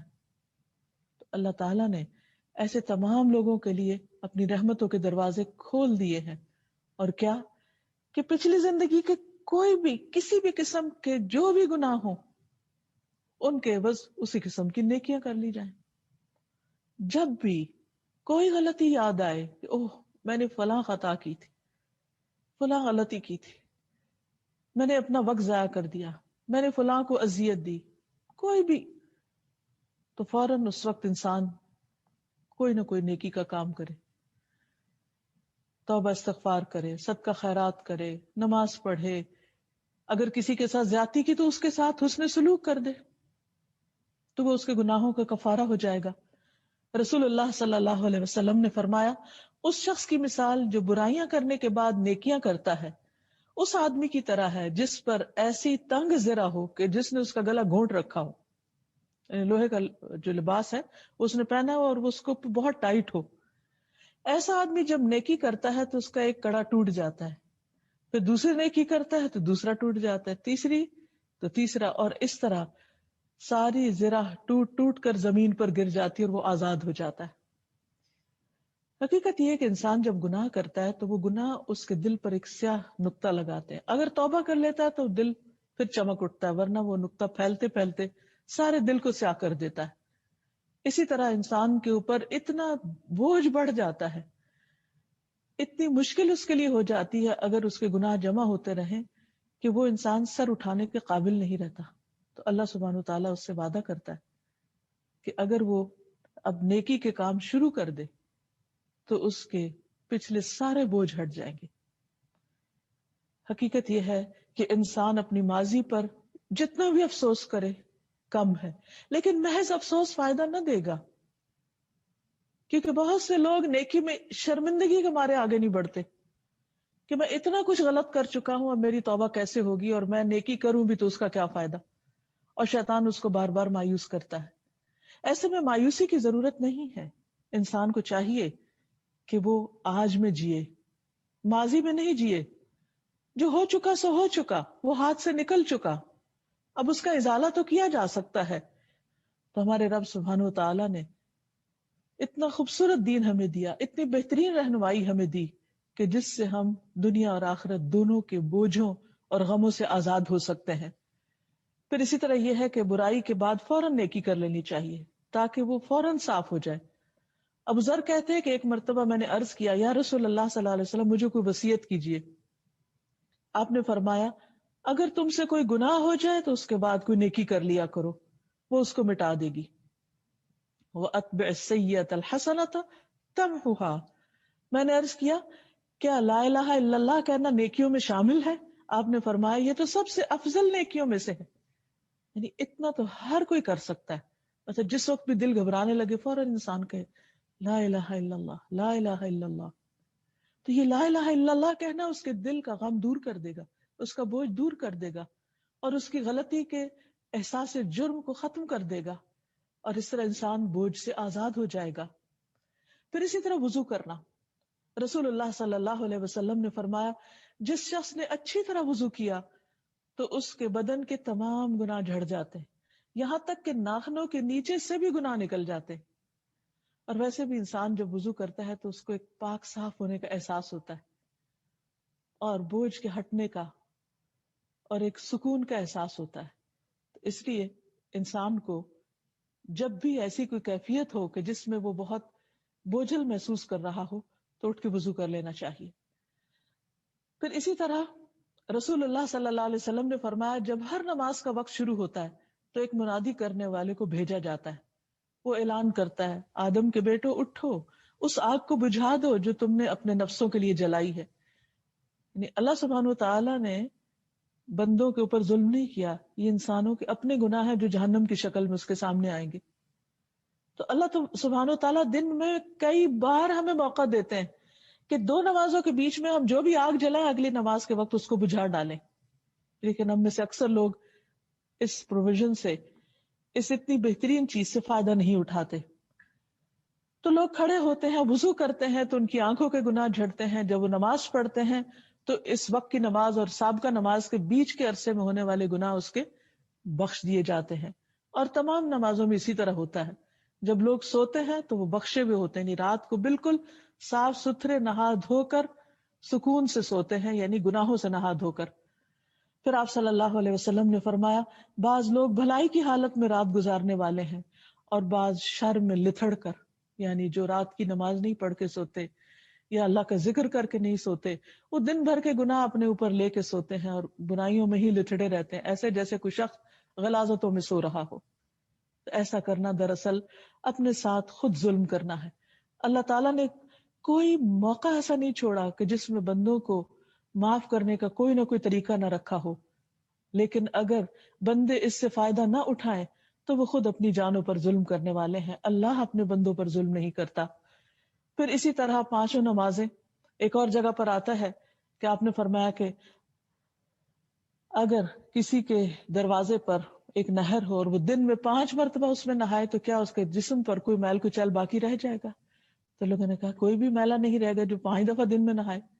تو آپ نے فرمایا یہی مثال نمازوں کی ہے، جب بھی انسان سے کوئی خطا سرزد ہوتی ہے پھر وہ دعا مانگتا ہے اور مغفرت مانگتا ہے تو اس کی مغفرت کر دی جاتی، اس کی خطائیں معاف کر دی جاتی ہیں۔ تو آپ دیکھیے کہ دن میں اگر انسان ایک دفعہ نہا لے، یعنی شاور لے لے، تو بہت ہلکا پھلکا محسوس کرتا ہے، اگر 2 دفعہ لے لے تو اور بھی زیادہ پرسکون ہو جاتا ہے۔ تو کہا یہ کہ دن میں 5 مرتبہ، تو یہ دن میں 5 مرتبہ نماز پڑھنا گویا 5 مرتبہ نہانا ہے۔ تو ایسا شخص ہر طرح کے گناہوں سے ساتھ کے ساتھ پاک ہوتا چلا جاتا ہے۔ پھر اسی طرح مسجد کی طرف جانا، نماز کا انتظار کرنا۔ نبی صلی اللہ علیہ وسلم نے فرمایا کیا میں تمہیں ایسی چیز نہ بتاؤں جس کے سبب اللہ تعالیٰ خطاؤں کو معاف کر دیتے ہیں، مٹا دیتے ہیں، گناہوں کو دور کر دیتے ہیں؟ صحابہ نے کہا ضرور بتائیے۔ آپ نے فرمایا ناپسندیدہ حالات میں وضو کرنا، یعنی جب وہ مشکل لگ رہا ہو، مسجد کی طرف زیادہ قدم اٹھانا، ایک نماز کے بعد دوسری نماز کا انتظار کرنا، یہ سب تمہارے لیے رباط ہے۔ رسول اللہ صلی اللہ علیہ وسلم نے فرمایا جو ایمان اور احتساب کے ساتھ رمضان کے روزے رکھے اس کے پچھلے سارے گناہ معاف ہو جاتے ہیں، اور جو ایمان اور احتساب کے ساتھ لیلۃ القدر میں قیام کرے اللہ تعالیٰ اس کے پچھلے سارے گناہ معاف کر دیتے ہیں۔ پھر اسی طرح آپ نے فرمایا صدقہ کرنا اور آدھی رات کو نماز پڑھنا گناہوں کو دور کرتا ہے. حج کرنا، فرمایا ان الحج یہدم ما کان قبلہ، حج گزشتہ سارے گناہوں کو مٹا دیتا ہے. پھر حج کے موقع پر یا عمرے کے طواف کے موقع پر حجر اسود اور رکن یمانی کو چھونا، آپ نے فرمایا ان دونوں کا استلام گناہوں کو بالکل مٹا دیتا ہے. خطائیں بالکل سب گر کے جھڑ جاتی ہیں اور انسان صاف ستھرا ہو جاتا ہے. پھر اسی طرح ذکر اذکار کرنا، لا الہ الا اللہ کا تو ہے ہی، اسی طرح باقی تسبیحات پڑھنا، سبحان اللہ و بحمدہ پڑھنا انسان کے گناہوں کو کثرت کے باوجود معاف کروا دیتے ہیں، خواہ وہ سمندر کی جھاگ کے برابر ہی کیوں نہ ہو. پھر اسی طرح لا حول ولا قوت الا باللہ پڑھنا، نماز کے بعد کی تسبیحات پڑھنا، ذکر کی مجلس میں شرکت کرنا. رسول اللہ صلی اللہ علیہ وسلم نے فرمایا جب کوئی جماعت اکٹھی ہو کر اللہ کا ذکر کرتی ہے، یعنی لوگ اکٹھے بیٹھ کر اللہ کو یاد کرتے ہیں، اور اکٹھے بیٹھنے کا مقصد صرف اور صرف اللہ کی رضا ہوتی ہے، تو آسمان سے ایک منادی آواز لگاتا ہے کہ تم اس حال میں کھڑے ہو کہ تمہارے گناہ معاف ہو چکے ہیں اور تمہارے گناہ نیکیوں میں بدل دیے گئے ہیں. پھر اسی طرح توبہ کے ذریعے گناہ معاف ہوتے ہیں کہ انسان باقاعدہ اپنے لیے اللہ تو سبحانہ تعالیٰ سے معافی مانگے، اور پھر توبہ بھی گناہوں کو نیکی سے بدل دیتی ہے. حدیث میں آتا ہے التائب من الذنب کمن لا ذنب لہ، گناہوں سے توبہ کر لینے والا، پلٹ آنے والا، اپنی اصلاح کر لینے والا ایسا ہے گویا اس نے گناہ کیا ہی نہیں تھا. اس طرح اللہ تعالیٰ اس کو مٹا کے صاف فرما دیتا ہے. پھر توبہ جو ہے وہ گناہ کرنے والے کے دل کو چمکدار بنا دیتی ہے. رسول اللہ صلی اللہ علیہ وسلم نے فرمایا مومن جب گناہ کرتا ہے تو دل پہ سیاہ دھبا پڑتا ہے، اگر توبہ کر لے اور آئندہ کے لیے باز آ جائے اور استغفار کرے تو اس کا دل چمک کر صاف ہو جاتا ہے، یہ دھبا دور ہو جاتا ہے. اور اگر اور زیادہ گناہ کرے تو دھبا اور سیاہ ہو جاتا ہے، اور یہی وہ زنگ ہے جس کے بارے میں اللہ تعالیٰ فرماتے ہیں کلا بل ران علی قلوبہم ما کانوا یکسبون، کہ ان کے دل زنگ آلود ہو گئے ان کے اپنے گناہوں کی وجہ سے جو یہ کرتے رہتے ہیں.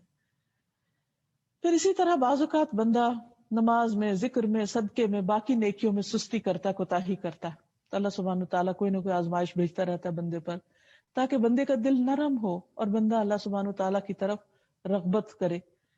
اسی لیے فرمایا کہ ہر دکھ، تکلیف، رنج، غم گناہوں کو مٹاتا ہے.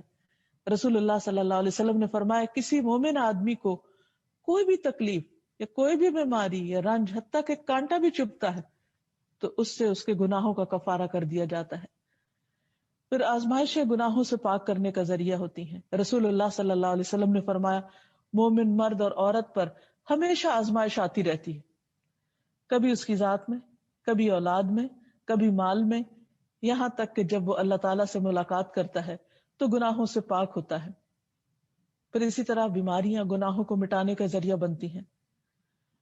پھر جب آزمائش آتی ہے اور بندہ اس پر شکوہ شکایت نہیں کرتا، الحمدللہ کہتا ہے، تو اس سے بھی انسان گناہوں سے پاک ہو جاتا ہے. پھر اسی طرح اگر کسی پر حد جاری ہو جائے تو وہ کبیرہ گناہ بھی انسان سے معاف ہو جاتا ہے.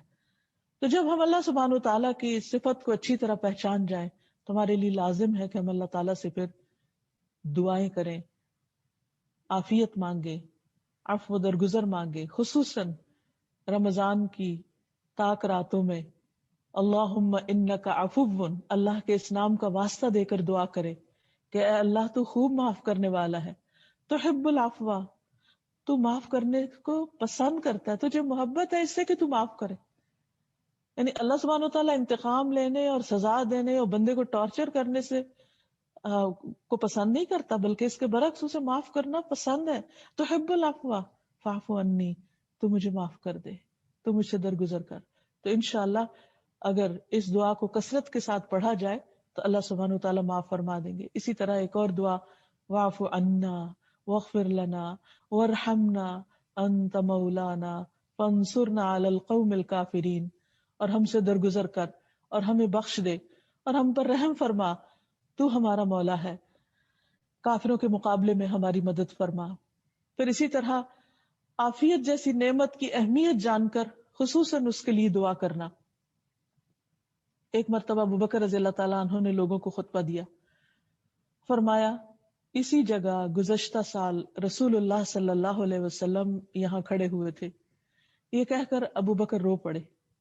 پھر فرمایا اللہ سے درگزر اور عافیت کی درخواست کیا کرو، کیونکہ یقین یعنی ایمان کے بعد عافیت سے بڑھ کر کوئی نعمت کسی کو نہیں دی گئی۔ تو ہمیں بھی یہ دعا مانگنی چاہیے، اللہم انی اسألک العافیت فی الدنیا والآخرہ، اللہم انی اسألک العفو والعافیت فی دینی و دنیای و اہلی و مالی۔ صبح و شام کی جو دعائیں بتائی گئی ہیں ان میں سے یہ دعا بھی ہے، جس میں آگے مزید کچھ چیزیں بھی شامل ہیں، لیکن مقصد یہی ہے کہ انسان اللہ سبحانہ وتعالیٰ سے عفو درگزر کی درخواست کرتا رہے۔ پھر میت کے گناہوں کی معافی میں بھی خصوصاً اس سے اللہ سبحانہ وتعالیٰ کے عفو درگزر کی درخواست کی جاتی ہے، اللہم اغفر لہ وارحمہ وعافہ واعف عنہ۔ یہ دعا طویل ہے لیکن شروع میں آتا ہے جس کا معنی ہے کہ اے اللہ اس میت کو بخش دے، اس پر رحم فرما، اسے عافیت عطا فرما اور اس کو معاف کر دے، کیونکہ اللہ سبحانہ وتعالیٰ معاف کرنے کو پسند کرتا ہے۔ پھر جب ہم اللہ تعالیٰ کی صفت کو محسوس کریں تو ہم اپنے اندر بھی اس خوبی کو لائیں، یعنی ہم بندوں کو معاف کرنے والے ہوں۔ ایک طرف تو اپنے گناہوں کے وزن کو محسوس کریں، گناہوں کی معافی مانگتے رہیں، لیکن اس کے ساتھ ساتھ دوسروں کو بھی معاف کر دیں۔ رسول اللہ صلی اللہ علیہ وسلم نے فرمایا جو لوگوں پر رحم نہیں کرتا اللہ تعالیٰ اس پر رحم نہیں کرتا، جو معاف نہیں کرتا اللہ تعالیٰ اس کو معاف نہیں کرتا۔ حقیقت یہ ہے کہ کوئی شخص ایسا نہیں کہ جس نے دوسروں کے ساتھ زیادتی نہ کی ہو یا اس پر کسی نے زیادتی نہ کی ہو۔ بعض زیادتیاں چھوٹی ہوتی ہیں اور بعض بڑی ہوتی، اور جب کوئی آپ کو کسی بھی طرح سے تکلیف دے، آپ کا حق چھینے، آپ پر زیادتی کرے، تو پھر انسان کو بعض اوقات ایسی تکلیف پہنچتی ہے کہ انسان معاف نہیں کر سکتا، اور انسان کا دل بھی بہت دکھی ہو جاتا ہے۔ لیکن پھر بھی انسان اپنی خاطر دوسروں کو معاف کر دے کہ یا اللہ میں چاہتا ہوں تو مجھے معاف کر دے، اس بنا پر میں دوسرے ہر شخص کو جس نے میرے ساتھ کوئی بھی زیادتی کی ہو میں سب کو معاف کر رہا ہوں۔ حقیقت یہ ہے کہ معاف کرنے سے عزت میں اضافہ ہوتا ہے، بندوں کے ہاں بھی اور اللہ سبحانہ تعالیٰ کے ہاں بھی۔ رسول اللہ صلی اللہ علیہ وسلم نے فرمایا صدقہ مال کو کم نہیں کرتا، معاف کرنے سے اللہ تعالیٰ بندے کی عزت میں اضافہ کرتے ہیں، اور جو اللہ کے لیے جھک جاتا ہے، تواضع اختیار کرتا ہے، اللہ تعالیٰ اس کو بلندی عطا کرتے ہیں۔ کیونکہ بعض اوقات ہم یہ سمجھتے ہیں نا کہ اس طرح تو لوگ ہمیں دبا جائیں گے اور لوگ ہمارا حق مار جائیں گے، تو ہم یعنی کہ لوگوں کو دبانے کے لیے سختی کا رویہ اختیار کریں، تو نہیں۔ جب انسان اللہ کی خاطر تواضع اختیار کرتا ہے اور لوگوں کی غلطیوں سے درگزر کر جاتا ہے تو اللہ تعالیٰ اس کا درجہ بلند فرماتے ہیں۔ پھر اسی طرح نبی صلی اللہ علیہ وسلم کی خاص صفت بتائی گئی ہے کہ وَيَعْفُ عَنْ كَثِيرٍ۔ اللہ تعالیٰ فرماتے ہیں اے اہل کتاب، بے شک تمہارے پاس ہمارا رسول آیا جو تمہارے لیے ان بہت سی باتوں کو کھول کر بیان کرتا ہے جو تم چھپایا کرتے تھے، اور بہت سی باتوں سے درگزر کر جاتا ہے۔ نبی صلی اللہ علیہ وسلم جتنا عرصہ مدینہ میں رہے ہیں، آپ کو منافقین اور یہود کی طرف سے مختلف طرح کی اذیتوں اور دکھوں کا سامنا کرنا پڑا، لیکن ہم سب جانتے ہیں کہ کس طرح عبداللہ بن ابی جیسا شخص جس نے آپ کو بہت زیادہ اذیت دی تھی، جب اس کے بیٹے نے آپ سے درخواست کی کہ آپ اس کا جنازہ پڑھا دیں اور اپنا کرتا اس کو کفن کے طور پر دیں، تو آپ اس کے لیے بھی تیار ہو گئے۔ اور پھر فتح مکہ کے موقع پر آپ نے اپنی جان کے دشمنوں کو معاف کر دیا اور ان سے درگزر کی۔ فرمایا لا تثریب علیکم اليوم، آج تم میں سے کسی کی کوئی پکڑ نہیں۔ یہ وہ لوگ ہیں جنہوں نے آپ کو آپ کے گھر سے نکالا تھا اور آپ کو طرح طرح کی اذیتیں دی تھی، آج آپ ان سب کو معاف کر رہے ہیں۔ یہ ہیں ہمارے پیغمبر صلی اللہ علیہ وسلم، اور ہمیں انہی کے راستے پر چلنا ہے اور لوگوں کی غلطیوں سے درگزر کرتے چلے جانا ہے۔ بعض اوقات ایسا ہوتا ہے کہ ہم باہر والوں کو تو معاف کر دیتے ہیں لیکن خود اپنے گھر والوں کو معاف نہیں کر سکتے، اپنے بہن بھائیوں کو معاف نہیں کرتے، بعض اوقات اپنے ہی بچوں کو معاف نہیں کرتے، اور جو جتنا قریبی ہوتا ہے اس کی بے رخی، اس کی تکلیف اتنی زیادہ انسان کو دکھ دیتی، اس لیے انسان کے لیے وہ صدمہ ناقابل برداشت ہو جاتا ہے۔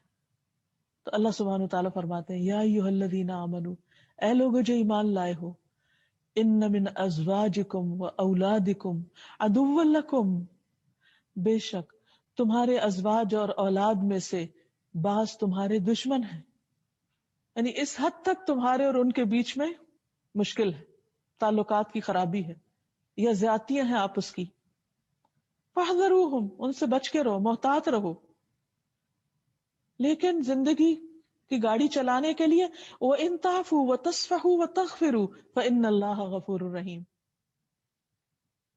لیکن اگر تم معاف کر دو، درگزر کرو، بخش دو، تو یاد رکھو کہ اللہ بھی غفور الرحیم ہے. اگر تم ان کو معاف کرتے چلے جاؤ گے تو اللہ سبحانہ وتعالیٰ تمہیں معاف کر دے گا. پھر اسی طرح گھر والوں کو بھی اس کی تلقین کرنی چاہیے کہ وہ بھی ایک دوسرے کو معاف کر دیں اور ایک دوسرے سے بدلہ نہ لیں. پھر اسی طرح خادموں سے درگزر کرنے کے بارے میں آپ نے فرمایا دن میں 70 بار معاف کرو ان کو. پھر جسمانی تکلیف پر بھی معاف کرتے ہیں، اور مختلف طرح سے درگزر کرنے کی مثالیں خود نبی صلی اللہ علیہ وسلم کی زندگی میں ملتی ہیں. انس بن مالک کہتے ہیں کہ میں رسول اللہ صلی اللہ علیہ وسلم کے ساتھ چل رہا تھا، آپ کے جسم مبارک پر نجران کی بنی ہوئی چادر تھی. اتنے میں ایک دیہاتی آیا، اس نے آپ کی چادر پکڑ کر اتنی زور سے کھینچا کہ میں نے رسول اللہ صلی اللہ علیہ وسلم کے مونڈے پر دیکھا کہ اس زور سے کھینچنے کی وجہ سے نشان پڑ گیا ہے. اس نے کہا محمد مجھے اس مال میں سے دیجیے جو اللہ نے آپ کو دیا. رسول اللہ صلی اللہ علیہ وسلم اس کی طرف متوجہ ہوئے، دیکھ کر مسکرائے. اپنے آپ کو اس جگہ رکھ کر دیکھیں کہ کوئی آپ کا دوپٹہ کھینچے یا کپڑا کھینچے تو آپ پلٹ کر کیسے دیکھیں گے اس کو. لیکن آپ صلی اللہ علیہ وسلم کی شفقت اور عفو درگزر کی عادت، آپ اسے دیکھ کر مسکراتے ہیں اور آپ اسے دینے کا حکم دیتے ہیں کہ اسے کچھ دے دیا جائے. اسی طرح ایک اور واقعہ بھی ہمیں سیرت میں ملتا ہے. عبداللہ بن ابو بکر سے مروی ہے کہ وہ ایک عربی شخص سے بیان کرتے ہیں، اس نے کہا حنین والے دن میں رسول اللہ صلی اللہ علیہ وسلم سے ٹکرا گیا، میرے پاؤں میں بھاری جوتی تھی، میں نے آپ کے پاؤں کو رون ڈالا، آپ کے ہاتھ میں ایک کوڑا تھا تو آپ نے اس سے مجھے چوکا دیا اور کہا بسم اللہ، تم نے مجھے تکلیف دی ہے.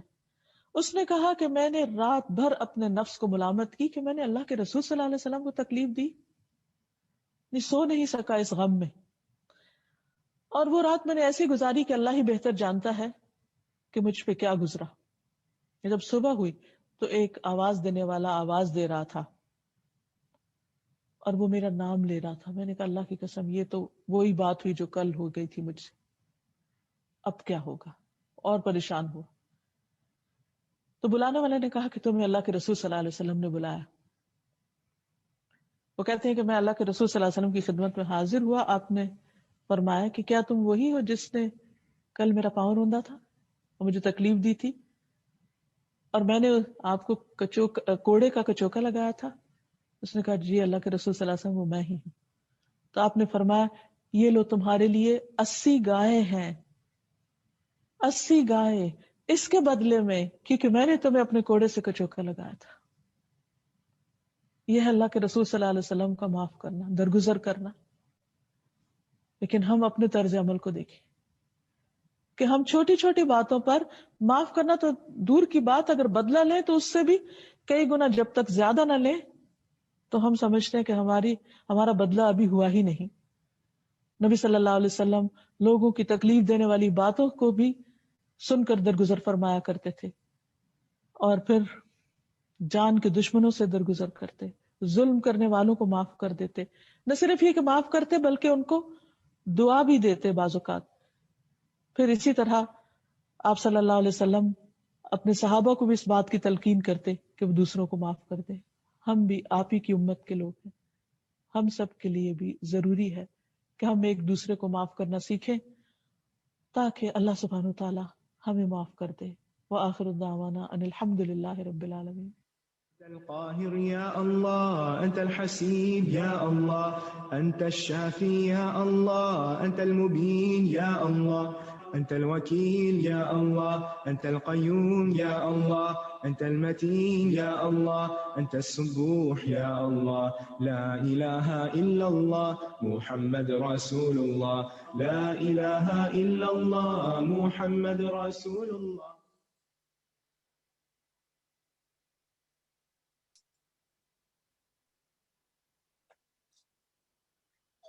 نحمده ونصلي على رسوله الكريم اما بعد فاعوذ باللہ من الشیطان الرجیم بسم اللہ الرحمن الرحیم رب اشرح لی صدری ویسر لی امری واحلل عقدۃ من لسانی یفقہوا قولی ربنا زدنا علما اللہم فقہنا فی الدین ربی یسر ولا تعسر وتمم بالخیر آمین۔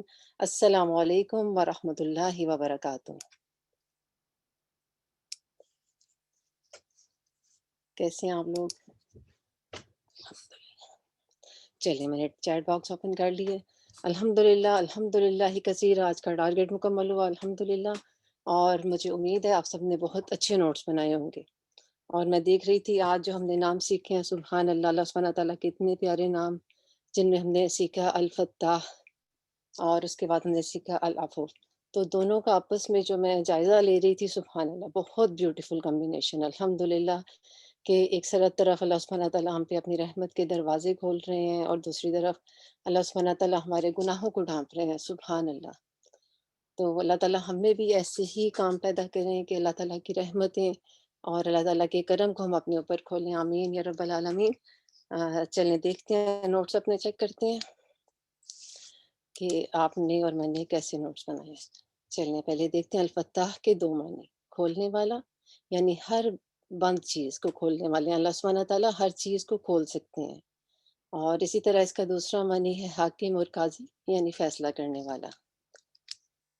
اور اللہ سبحانہ تعالیٰ الفتاح ہیں جو تمام دروازے کھولتے ہیں، جیسے کہ رزق کے دروازے، خیر کے دروازے، رحمت کے دروازے، توبہ اور مغفرت کے دروازے، آسمان کے دروازے، اہل ایمان کے لیے جنت کے دروازے، سبحان اللہ۔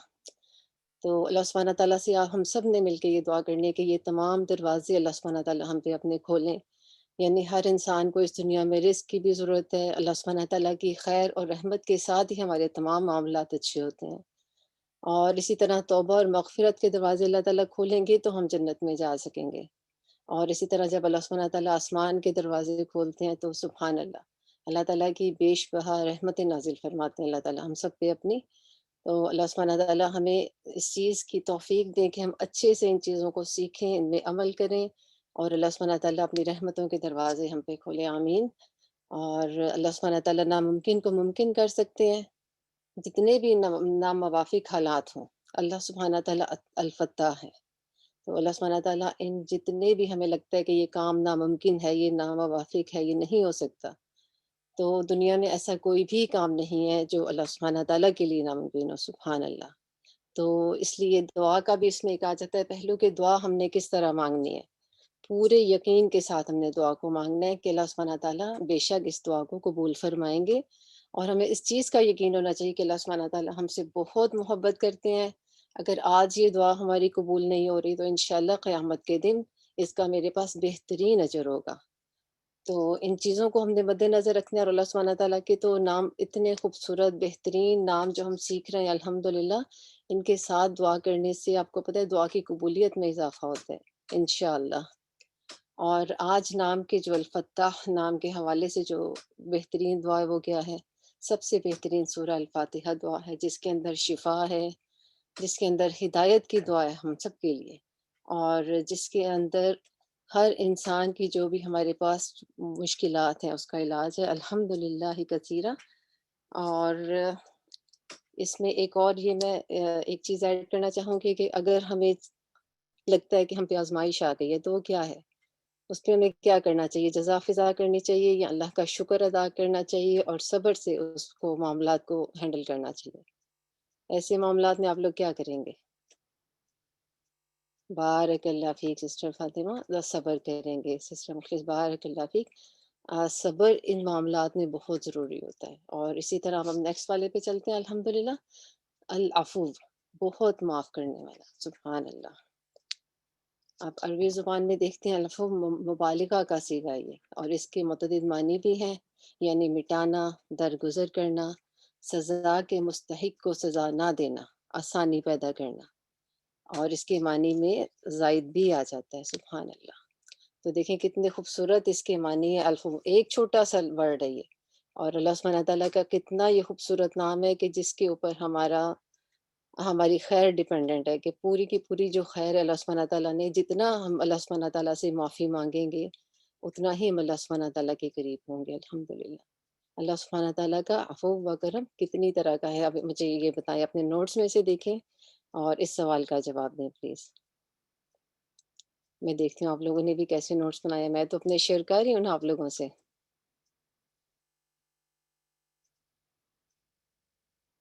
بارک اللہ فیک سسٹر زینت، سسٹر مہر۔ اللہ سبحانہ تعالیٰ کے عفو کا جو ہے دو طرح کے ہیں، ایک عام اور ایک خاص۔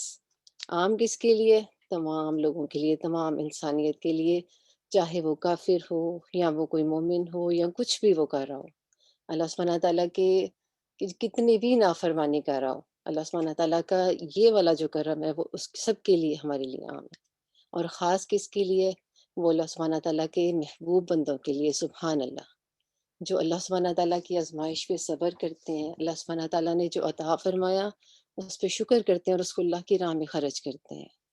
بارک اللہ فیک سسٹر مخلص، الحمدللہ، ماشاء اللہ آپ لوگوں کے نوٹس بہت اچھے ہیں۔ اللہ تعالیٰ آپ لوگوں کی جو اتنا اچھا آپ لوگ علم سمیٹ رہے ہیں، اللہ تعالیٰ اس کو بہت مبارک کریں آپ سب کے لیے، آمین یا رب العالمین۔ چلیں ایک اور دیکھتے ہیں۔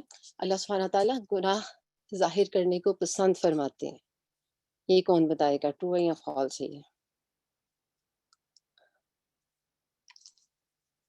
سسٹر فاطمہ، سسٹر سارہ، بارک اللہ فیک، بارک اللہ فیک، الحمدللہ۔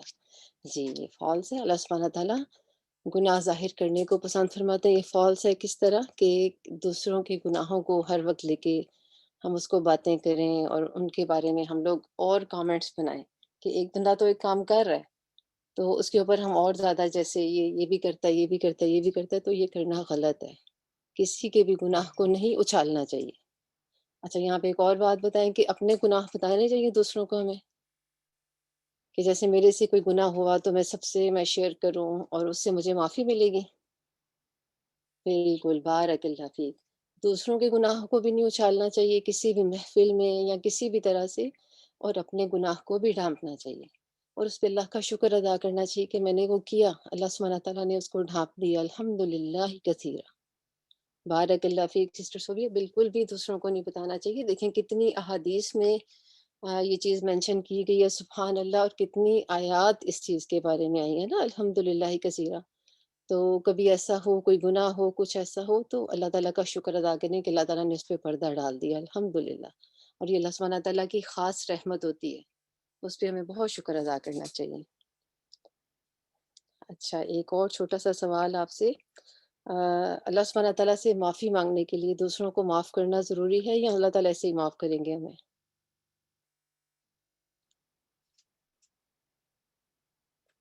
بارک اللہ فیک سسٹر فاطمہ، ٹرو، دوسروں کو معاف کرنا بہت ضروری ہے۔ جیسے کہ ہم نے تھوڑا سا واقعہ بھی سنا ہوا نا، حضرت ابو بکر صدیق رضی اللہ تعالیٰ عنہ کا، جب انہوں نے سوچا تھا کہ اپنے کزن کو، جن کو وہ دیتے تھے، خیرات دیتے تھے، جو بھی ان کی ہیلپ کرتے تھے، تو جب انہوں نے سوچا ہے تو ساتھ ہی اللہ سبحانہ تعالیٰ نے آیات کو نازل کیا کہ اللہ سے معافی مانگنے کے لیے ہمیں خود دوسروں کو معاف کرنا ہوگا انشاءاللہ۔ ہم نے ہمارا دل اللہ سبحانہ تعالیٰ دوسروں کے لیے صاف رکھیں، الحمدللہ۔ بہت اچھے نوٹس، ماشاءاللہ۔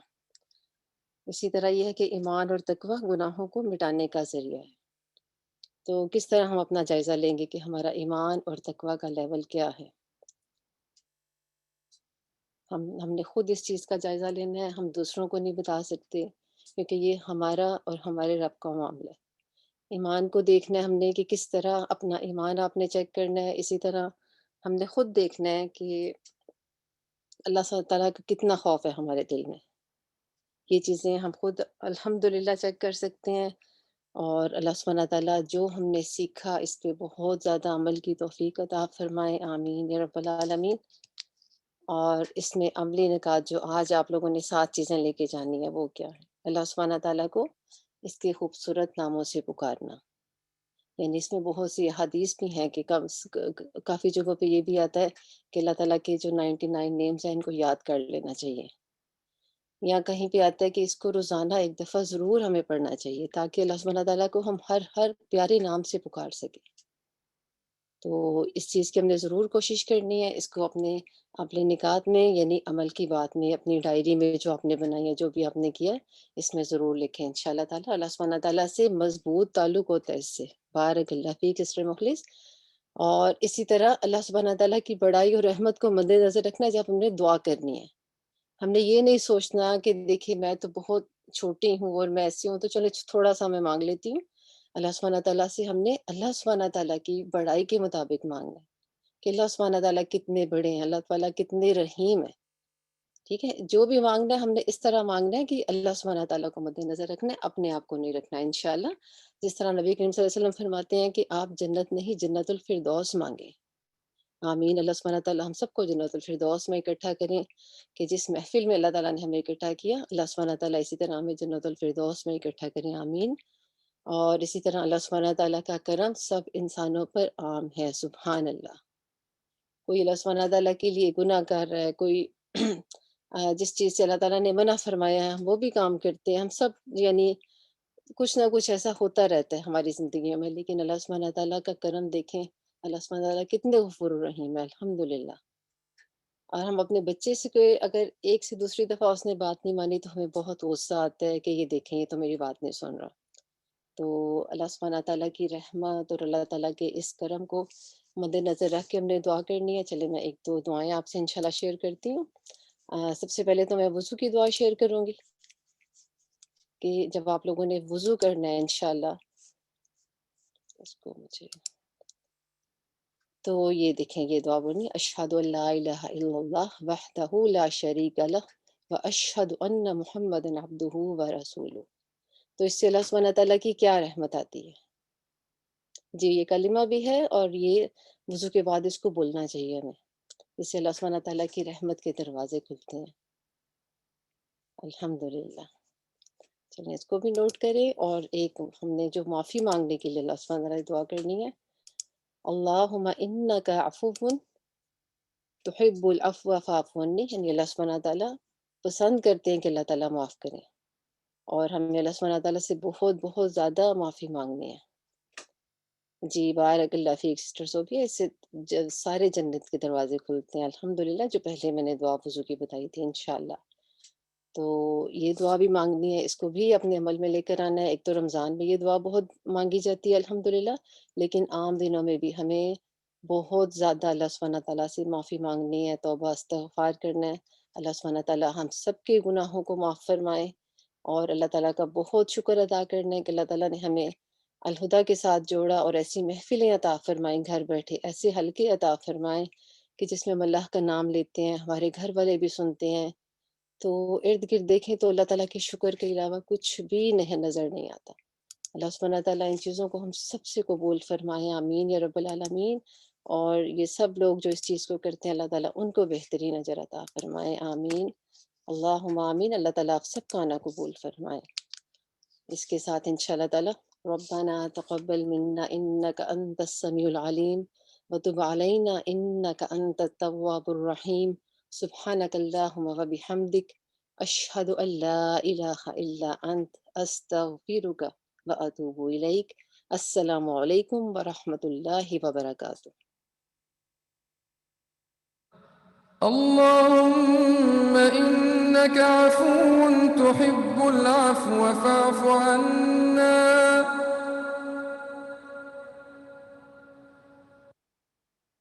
اللهم بارك لنا فيه وأطعمنا خيرا منه اللهم إنك عفو تحب العفو فاعف عنا